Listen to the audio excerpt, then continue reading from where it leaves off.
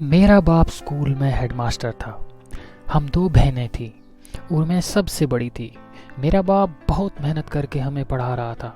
मेरी माँ घर में सिलाई का काम करती थी। घर का खर्च बहुत मुश्किल से चलता था। मेरा बाप चाहता था कि मेरी बेटियाँ अच्छी तालीम हासिल कर लें। 2 साल बाद मेरी तालीम मुकम्मल होने वाली थी और मैं अपने बाप को कह रही थी कि बाबा, मैं पढ़ाई के बाद कोई नौकरी कर लूँगी तो घर का खर्च भी आसानी से चलने लगेगा। लेकिन मेरा बाप कहता था कि जब तक मैं जिंदा हूँ मैं अपनी बेटियों को नौकरी नहीं करने दूंगा। मेरी मंगनी को 1 साल हुआ था, जो मेरे चचाजाद बेटे के साथ हुई थी। वो भी हमारी तरह मिडिल क्लास फैमिली से थे। मेरे होने वाले शौहर तालीम याफ्ता थे और इसको कोई अच्छी नौकरी नहीं मिल रही थी। वो कहता था कि जब मुझे कोई अच्छी नौकरी मिलेगी तो मैं फिर तुमसे शादी करूंगा। मैंने कभी भी इसके साथ कोई बात नहीं की। वो जब भी हमारे घर आता तो मैं कमरे से बाहर नहीं निकलती थी। मेरी माँ सारा दिन घर में कपड़े सीती थी और इन पैसों से कुछ पैसे वो हमारे जहेज के सामान के लिए भी रखती थी। वो चाहती थी कि मेरी बेटियों को कोई बात न करे। कुछ दिन बाद मेरे बाप को दिल का दौरा पड़ा और अस्पताल में दाखिल करवाना पड़ा। हमारे पास तो इतने पैसे भी नहीं थे कि उनको कोई प्राइवेट अस्पताल में दाखिल करवाते। जो पैसे मेरी माँ ने थोड़े थोड़े करके रखे हुए थे वो पैसे इनके इलाज पर लग गए। मेरी माँ बहुत रोती थी कि हम गरीब लोगों का क्या बनेगा। घर का खर्च भी बहुत मुश्किल से चलता था और घर का किराया भी 2 माह का नहीं दिया था। अपनी माँ को रोती हुई देखकर मैंने फैसला कर लिया कि अब मैं नौकरी कर लूँगी। मैंने अपनी एक दोस्त को फ़ोन किया जो एक प्राइवेट दफ्तर में नौकरी करती थी। मैंने घर के सारे ख्यालात उसको बता दिए और कहा कि मेरी नौकरी की बात करना। वो कहने लगी कि कल सुबह तुम दफ्तर में आ जाना, फिर आराम से बात करेंगे। मेरा बाप घर में ही रहता था और घर के हालात पहले से भी बदतर हो गए थे। मैंने अपने बाप को बहुत मुश्किल से राज़ी किया कि मुझे नौकरी करने दें। कुछ नहीं होता, मैं दूसरी लड़कियों जैसी नहीं हूँ। मुझे आपकी और अपनी इज्जत का ख्याल है। मेरा बाप मेरी बातें सुनकर रो रहा था और कहने लगा कि अब मैं क्या कर सकता हूँ। मैं नहीं चाहता था कि मेरी बेटी बाहर गैर मर्दों के साथ नौकरी करे। मेरी आंखों में भी आंसू आ गए। मैंने फिर सुबह अपनी दोस्त को फ़ोन किया और इसके दफ्तर में चली गई। मेरी दोस्त मुझे अपने सर के कमरे में ले गई। वो जाकर कहने लगी कि सर, ये मेरी दोस्त है और गरीब है। इसका बाप स्कूल में हेडमास्टर था और वो बीमार है। आप इसको दफ्तर में नौकरी दे दें। सर कहने लगा कोई बात नहीं, तुम सुबह आ जाना। जब मैं घर आई तो मेरा चचाजाद बेटा भी घर आया हुआ था और वो मुझे कहने लगा कि मैंने सुना है कि आपने नौकरी करने का फैसला कर लिया है। मैंने कहा कि घर के हालात देखकर मैंने ये फैसला किया है। वो कहने लगा कि मुझे अच्छा नहीं लगता कि तुम बाहर जाओ।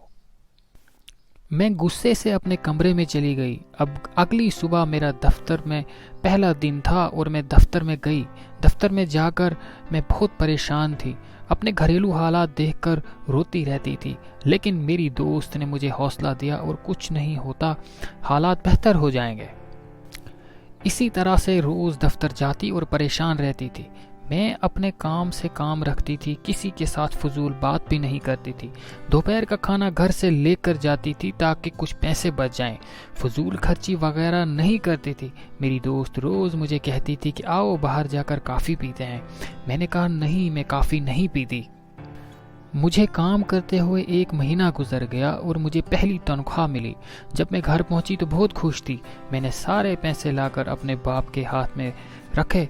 मेरा बाप ये पैसे देखकर रोने लगा और कहने लगा कि मुझे बहुत दुख होता है कि मैं घर में बीमार हूँ और मेरी बेटी बाहर नौकरी करती है। इस तरह से घर के हालात कुछ बेहतर होने लगे थे। मेरी माँ चाहती थी कि मेरी शादी से पहले मेरी छोटी बहन की शादी हो जाए और वो इसके लिए जहेज का सामान बनाने लगी। अब मुझे और ज़्यादा पैसे मिलने लगे थे। एक दिन मेरी दोस्त ने कहा कि अब तुम कुछ अपने लिए भी कर लो। नहीं, पहले घर के हालात बेहतर हो जाएं, फिर अपने लिए भी सब कुछ ले लूँगी। कुछ दिन बाद हमारे दफ्तर में एक लड़का नौकरी के लिए आया और इसको भी नौकरी मिल गई। वो मेरी तरफ बहुत देखता था, लेकिन میں نے اس کی طرف کوئی دھیان نہ دیا۔ گھر میں جتنے پیسے بھی میں دیتی، میری ماں ان پیسوں سے اس کا سامان لے آتی۔ مجھے بہت دکھ ہوتا تھا کہ میں اتنی مشکل سے پیسے کماتی ہوں، لیکن میری ماں میری چھوٹی بہن کے لیے سب کچھ لے آتی ہے۔ کچھ مہینوں بعد میری تنخواہ میں مزید اضافہ ہو گیا۔ میں بہت زیادہ پیسے کمانے لگی تھی، لیکن میں نے فیصلہ کر لیا کہ گھر میں نہیں بتاؤں گی۔ اب میں روز گھر سے کھانا لے کر نہیں جاتی تھی اور باہر سے ہی کھا لیتی تھی۔ ان پیسوں سے اپنے لیے شاپنگ بھی کرتی تھی۔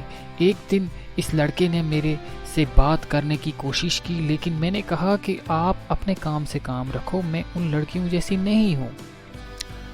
میری بہن کی شادی ایک امیر گھر کے لڑکے سے ہو گئی اور وہ اپنے شوہر کے ساتھ دبئی میں چلی گئی، اور میں اپنی قسمت پر پچھتا رہی تھی کہ نہ جانے میرا شوہر کیسا ہوگا، جو کہ ابھی تک نوکری کی تلاش میں پھر رہا ہے، اور اس کو کب نوکری ملے گی اور کب میری شادی ہوگی کچھ پتہ نہیں۔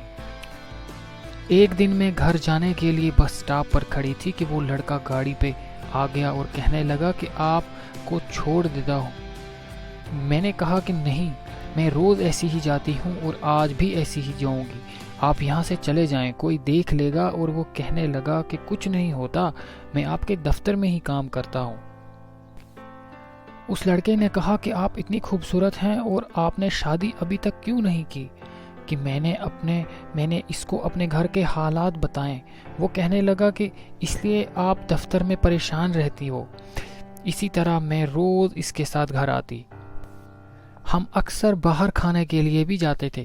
میری دوستی اس لڑکے کے ساتھ ہو چکی تھی۔ وہ کہنے لگا تھا کہ میرے ماں باپ فوت ہو چکے ہیں، گھر میں اکیلا ہی رہتا ہوں۔ ایک دن میں اس لڑکے کو اپنے ساتھ اپنے گھر لے گئی اور اپنے ماں باپ کے ساتھ ملوایا۔ میرے ماں باپ اس کو دیکھ کر بہت خوش ہوئے، کیونکہ وہ ایک اچھے خاندان سے تعلق رکھتا تھا۔ میں نے کہا کہ بابا، یہ میرے دفتر میں کام کرتا ہے اور میں روز اسی کے ساتھ گھر آتی ہوں۔ اس لڑکے نے کہا کہ کیا آپ میرے ساتھ شادی کر سکتی ہیں؟ میں نے کہا نہیں، میری منگنی ہو چکی ہے اور میرے شوہر کو نوکری کی تلاش ہے۔ جب اسے نوکری مل گئی تو میں نوکری چھوڑ کر اس کے ساتھ شادی کر لوں گی۔ ایک دن میرے گھر کا فون آ گیا۔ اس نے کہا کہ میں نے آج تم کو ایک لڑکے کے ساتھ گاڑی میں جاتے ہوئے دیکھا۔ اب میں چاہتا ہوں کہ ہماری شادی ہو جائے۔ میں گھر میں بچوں کو پڑھاتا ہوں، جس سے گھر کا خرچ چل رہا ہے۔ میں غصے سے بولی کہ ابھی تو ہماری شادی بھی نہیں ہوئی، جو مرضی کروں، تم کون ہوتے ہو مجھے کہنے والے؟ میں نے فون بند کر دیا اور اپنی ماں کو کہنے لگی کہ مجھے شادی اس لڑکے کے ساتھ نہیں کرنی جو ابھی مجھ پر پابندیاں لگانے لگا۔ میں نے اپنی مرضی کے ساتھ اس لڑکے سے شادی کر لی۔ کچھ دن بعد گھر کی گھنٹی بجی۔ میں نے دیکھا تو ایک بوڑھا شخص تھا۔ کہنے لگا کہ میرا بیٹا کہاں ہے؟ یہ سن کر حیران ہو گئی۔ میں نے کہا یہ آپ کے بیٹے کا گھر نہیں ہے۔ وہ کہنے لگا کہ یہ میرے بیٹے کا گھر ہے، تم کون ہو؟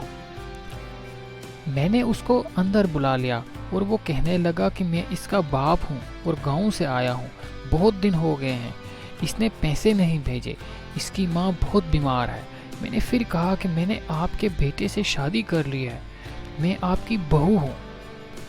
وہ یہ سن کر بہت خوش ہوئے۔ میں نے پھر کچھ پیسے دیے اور کہا کہ ماں کو میرا سلام کہنا، اور وہ چلے گئے۔